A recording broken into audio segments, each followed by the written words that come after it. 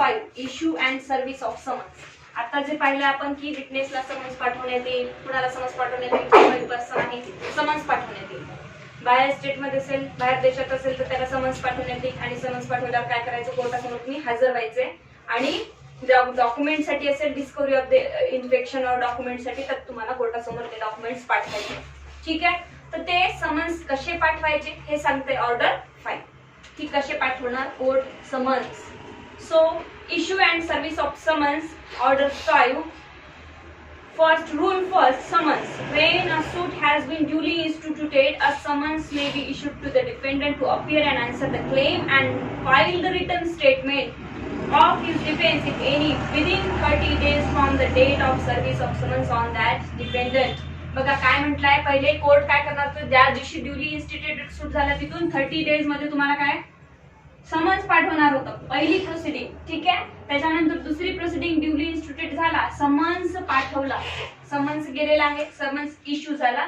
ज्या दिवशी कळतं की समन्स प्रॉपरली इश्यू झाला त्या दिवसापासून 30 डेज मध्ये तुम्हाला काय करायचं आहे, रिटर्न स्टेटमेंट दाखल करायचे. अपियर अँड रिटर्न स्टेटमेंट परत वाचा. या 30 डेज मध्ये खूप कन्फ्युजन होतं कारण दोन्हीकडे सेमच कालावधी दिलेला आहे. Appear and answer the claim and to file the written statement of his defense if any within a 30 days from the date of service of summons on that defendant. Date of service of summons ज्या दिवशी तुम्हाला सर्व झालेला आहे summons, जर सर्व झाला हे कोर्टाला कळलंच नाही तर 30 डेज तिथून लागू होत नाही. म्हणजे कोर्टाने एका डिफेंडंटला समन्स पाठवला, समन्स पाठवल्यानंतर डिफेंडंट घरी नाही आहे, डिफेंडंट बाहेर गावी गेला, सर्व झाला काय समन्स नाही, 30 डेजचा कालावधी सुरू होणार नाही. ज्या दिवशी तो घरी मिळेल, ज्या दिवशी तो सही करेल की सापडला मला समन्स, सॉरी मिळाला मला समन्स, त्या दिवसापासून काय होईल 30 डेज काउंट केल्या जाईल.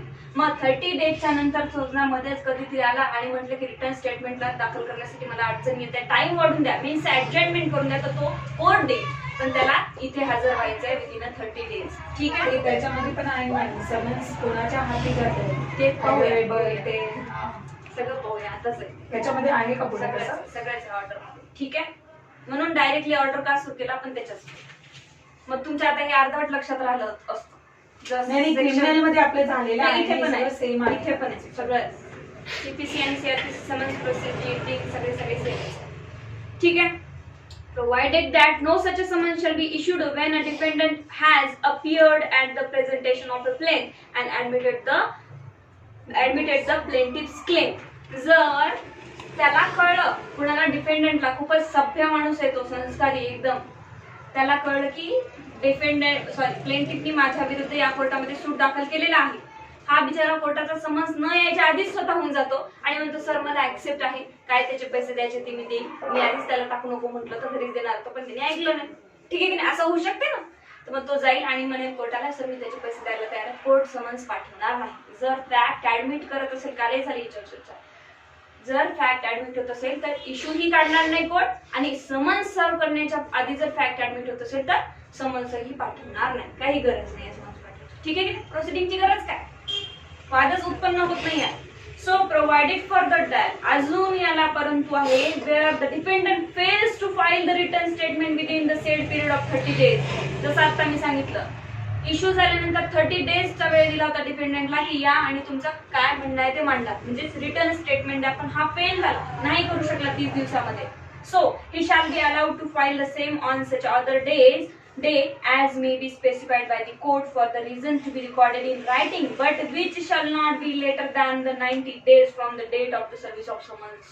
बघा काय म्हटलंय, 30 दिवसाच्या वर कोर्ट त्याला वेळ वाढून देईल, बट कधी देईल त्यांनी जर स्पेसिफिक रिझन दिले तर, आणि 90 दिवसाच्या वर कोर्ट टाइम वाढून देऊ शकत नाही. आता 30 दिवस देईल, परत 30 दिवस देईल, परत 30 दिवस देईल आणि नंतर काय करेल मग एक्सपार्टी करून टाकेल, एकतर्फी न्याय लावून टाकेल. ठीक आहे की नाही, की तुम्ही येतच नाहीये, तुमचं म्हणणं काय मांडतच नाहीये, जे काही आम्हाला प्लेंटिफनी मागण्या केल्या त्या पूर्ण.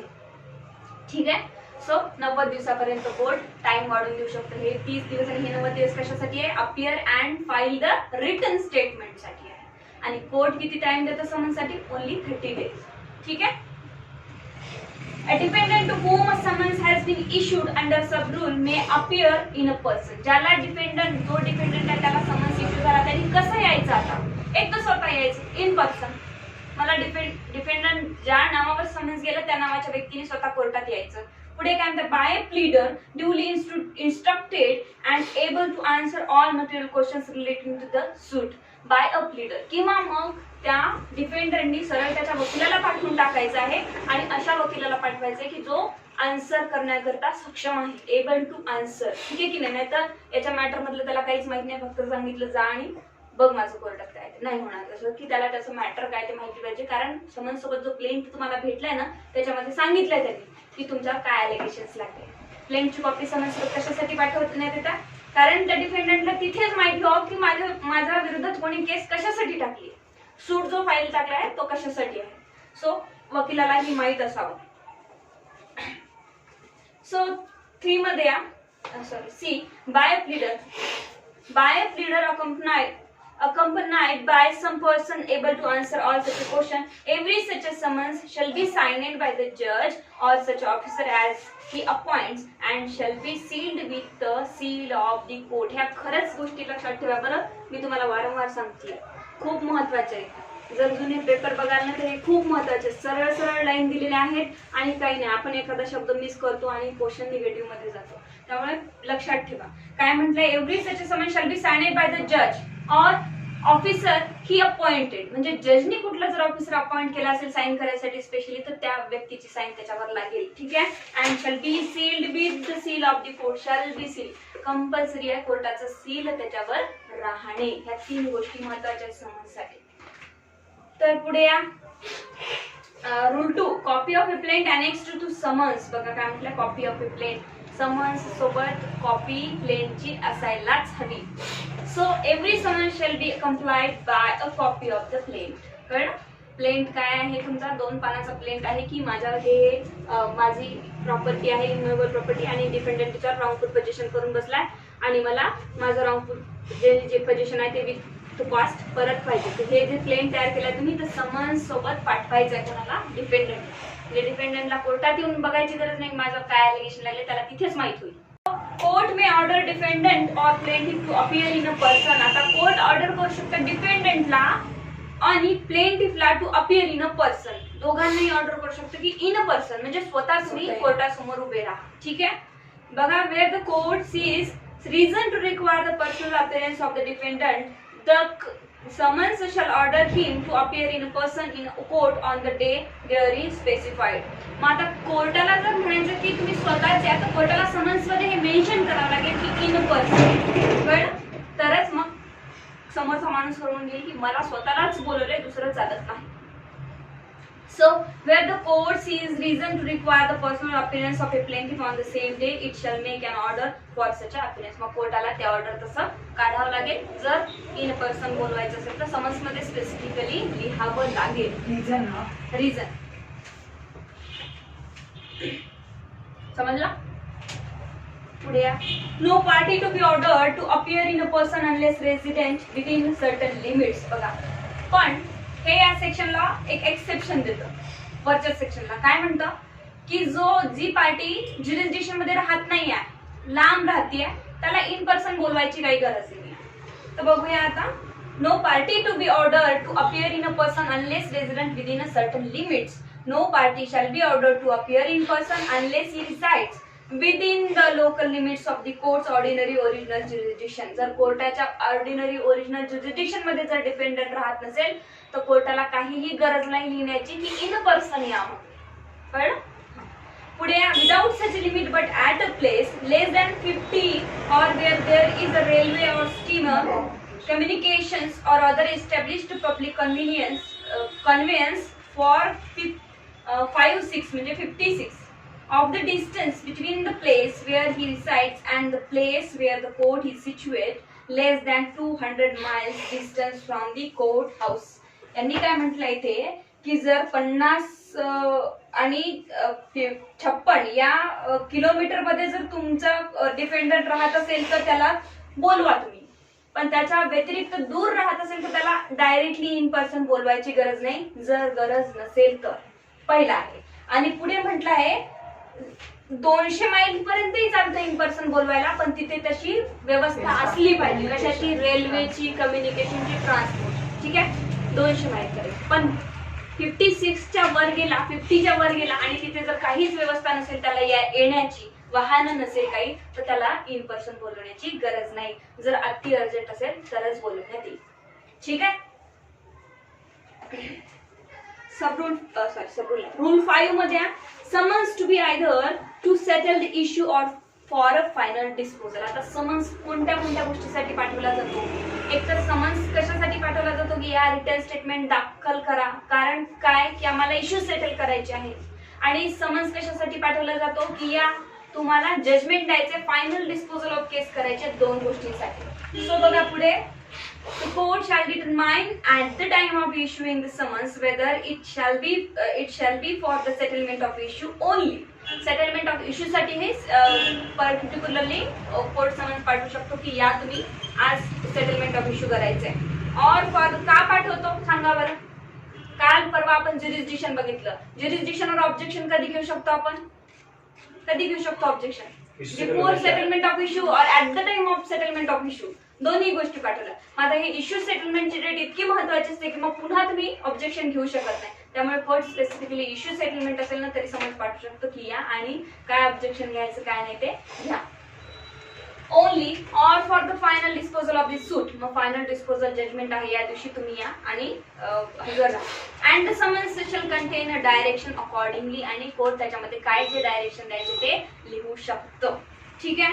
Provided that but in every suit heard by the court of small causes the summons shall be for the final disposal of the suit. बघा स्मॉल कॉजेस कोर्टाची प्रोसिजर थोडीशी वेगळी असते. कशी असते माहितीये का? ते आल्यानंतर सूट फाईल तुमच्याकडे झाल्यानंतर वारंवार तुम्हाला समन्स पाठवत नाही. सेटल करायचे आहे, WS दाखल करायचं, काहीही पाठवत नाही. 1000 रुपयाचं मॅटर असतं. कोर्टात सूट गेल्यानंतर काय डायरेक्टली एकच समन्स पाठवतात पण तो फायनल डिस्पोजल. कारण ते प्रोसिडिंगच चालते 3 महिने 2. ठीक आहे. अशा प्रकारे काय होतं डायरेक्टली फायनल. तर हे लक्षात ठेवायचं की भरपूर वेळा JMFC पेपर पहा क्वेश्चन आलेले आहे त्याच्यात फायनल डिस्पोजल साठी कोणतं कोर्ट समन्स पाठवतात तर फक्त कोणतं कोर्ट पाठवतं? Small cause court. 6 मध्ये fixing a day for appearance of a defendant. आता डिफेंडंटच्या अपीअरन्स साठी डे फिक्स करायचं आहे तुम्हाला. डिफेंडंट येणार तर ते डे फिक्स करावं लागतं. मग काय डेट देतो कोर्ट की या दिवशी डिफेंडंट येणार आहे असं डिफेंडंटनी सांगितलंय. The day under sub rule 1 of rule 1 shall be fixed with reference to the current business of the court. Current business of court म्हणजे कोर्टाच्या सोयीनुसार तुम्हाला डेट देणार आहे, डिफेंडंटच्या सोयीनुसार देणार आहे. The place of residence of the defendant and the time necessary for the service of his summons and the day shall be so fixed as to allow the defendant sufficient time to enable him to appear and answer on such a day. Defendant date मागतं तरच date मिळेल तुम्हाला. समजा मुद्दाम काय झालं डिफेंडंटच्या घरी लग्न आणि प्लेंटिफनी सांगितले की डेट घ्या तर तसं होत नाही. ठीक आहे की नाही? त्याच्याही अडचणी पाहिल्या जाईल. 7 मध्ये summons to order defendant to produce a document relied on by him. बघा relied on by him. Relied म्हणजे काय असतं माहितीये का? डॉक्युमेंट प्रोड्यूस करणे. जजमेंट कधी वाचलं असेल तर त्याच्यात रिलाइड शब्द येतो मॅडम. हे शब्द लक्षात ठेवायचे. Relied on.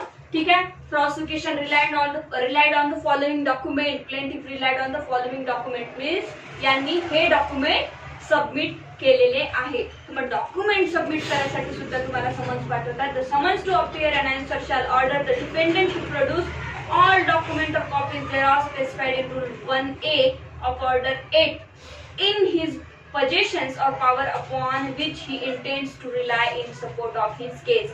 8 मध्ये काय? WS. ठीक आहे की नाही?